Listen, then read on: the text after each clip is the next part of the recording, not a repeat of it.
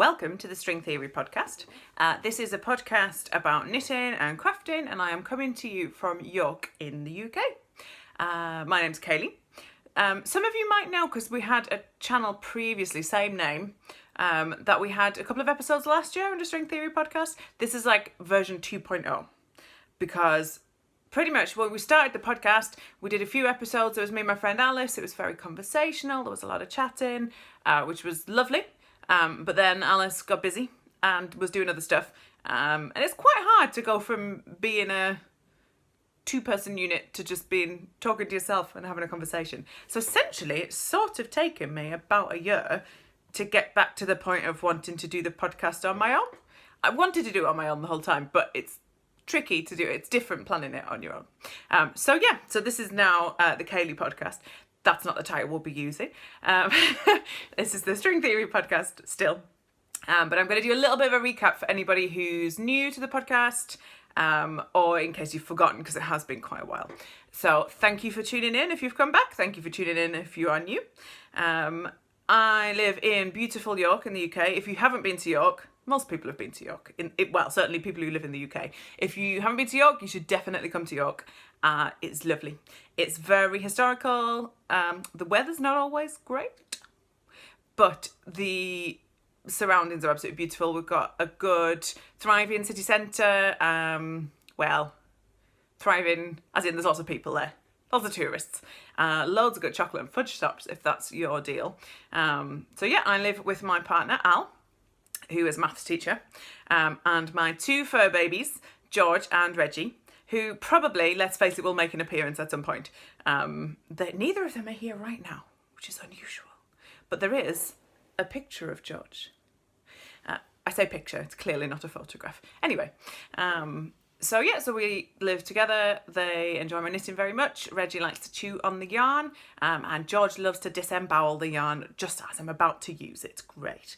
I have been knitting for about 7 years. I was taught to knit, I think probably I was taught to knit when I was very small, but I can't remember.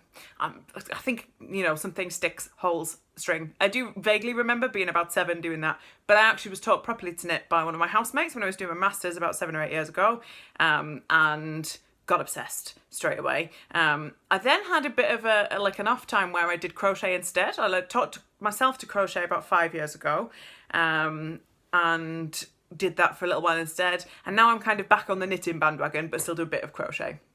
I enjoy both for different reasons. Probably go into that at some point.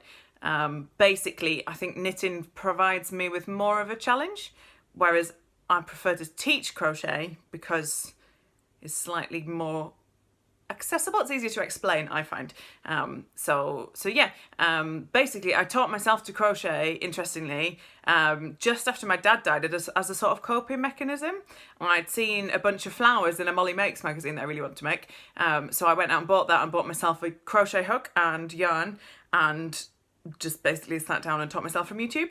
YouTube, and sending photographs to my friend Helen with arrows drawn on them in paint saying, "Is this right?"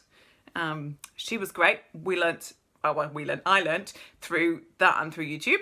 And that sort of led to what was my current day job. It's no longer my day job. Go into that in a second. But what was my day job is that I used to run an independent yarn and craft shop in York. I say run it, I used to own it. I started it, I set it up, called the York Makery. I no longer do that, which is a shame. But such is life. We opened in April 2016. We used to do classes and parties and stock supplies. So I stocked primarily yarn and fabric, but other craft stuff as well. It kind of evolved over 3 years, which was really nice. By the end, we were doing a lot more British yarns, hand-dyed yarns, high-end sort of stuff, because that's where the market was going, which was really nice. And we expanded the fabric range as well. We started off doing a lot of kids' parties and things like that, and we ended up doing a bit more hen parties and grown-up parties. One thing that was solid all the way through was knitting and crochet classes. I really enjoyed teaching those. And I met a lot of lovely people through doing that, and just through the shop in general, actually. I think I made a lot of my friends just through having a shop, and they repeatedly came to spend their money, and I sort of was like, hey, be my friend. Works quite well. Expensive way to get friends, but I enjoyed it.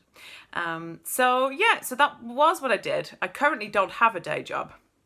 Am I between jobs? I guess I am between jobs. At the moment, I just don't have a job. So, hence, final dedication to the podcast. Let's get it rolling while I've got time. The closure of the shop was interesting. Anyone who's run a small business will tell you that it is hard. Any kind of business, but in particular a bricks and mortar one on the current high street it's just hard.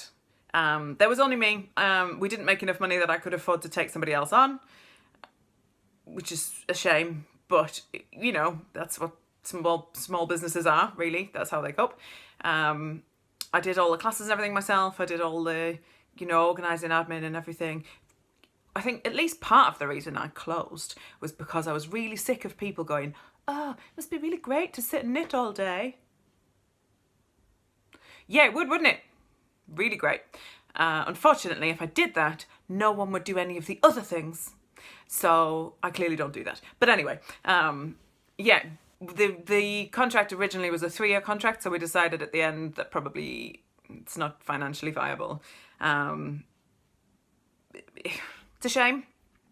I don't want to go into too much what's happening on Instagram and around the knitting community at the minute regarding pricing and the value of people's work. But while there are some lovely, lovely people who truly value the experience of going into a local yarn shop, there are also people who come in and pick up a ball of acrylic yarn that is £2.15 and say, "Oh, no, I can get it cheaper in Hobbycraft." Firstly, probably you can't. And secondly... So, anyway, so I'm currently between jobs, so I'll keep you updated as to what I end up doing. At the minute, I'm doing a lot of sitting down, I'm not going to lie. It's quite nice. Doing a lot of knitting, so I'll cover that a little bit later. But, walking the dog, going swimming. Lovely life things, but no actual job. Maybe that's the way forward. Anyway, so my aims for the podcast... Keep looking down here. It's because I've got notes here to remind me what to say. I'm sure I'll be great at this soon, but I'm just going to remind myself. I've also, which you can't see, got a blue post-it note stuck over the screen so I can't look at my own face so that I remember to look at the camera. We'll see how well that goes. Anyway, my aims for the podcast. I thought I'd share a little bit of sort of general yarn musings because everyone loves those, or at least everyone who loves yarn podcasts loves those. And maybe share some of my views in sort of my, I guess what I'd say is my unique standpoint as an ex-local yarn shop owner. Thought it might be quite interesting to share some sort of insights, or maybe just my views on things now are slightly different than they were 3 years ago. It'd be interesting to chat about stuff like that. I have what I'd call a creative approach to reading patterns, following patterns, or interacting with patterns in any way. I can count, I definitely can, because I've got like qualifications and stuff and run a business, but I also can't count. So I find following patterns is a bit of a challenge. And it's a great, journey and learning experience as I go through, just seeing how I kind of deal with the mistakes that fall out from that. I thought you might enjoy seeing some of those. Or for people who also are prone to just getting stuff, I'm not going to say wrong, making creative interpretations. They might enjoy maybe seeing some of the stuff that I do. I'm just going to chat about it. And, generally, I have, over the last few years, listened to a lot of podcasts. I say listen because I do technically watch them on YouTube, but I do that kind of thing where you're like watching, except I'm washing the dishes, so I kind of just look when someone says they're holding stuff up.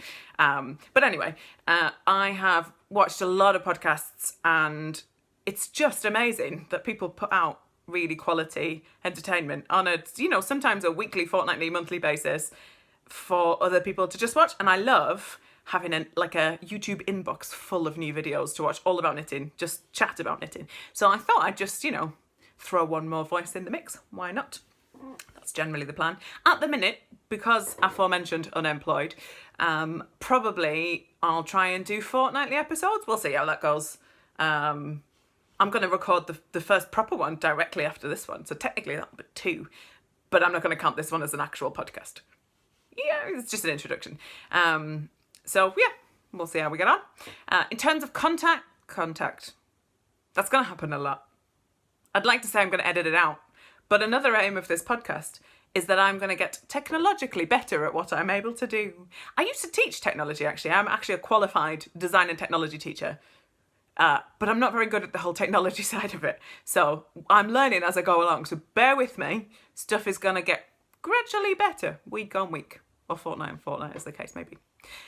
Anyway, content for the episodes, it'll be kind of some standard stuff that you'd normally expect. So work in progress, finished objects, if and when there are any. There's loads at the minute because I haven't done a podcast for a year. It's great.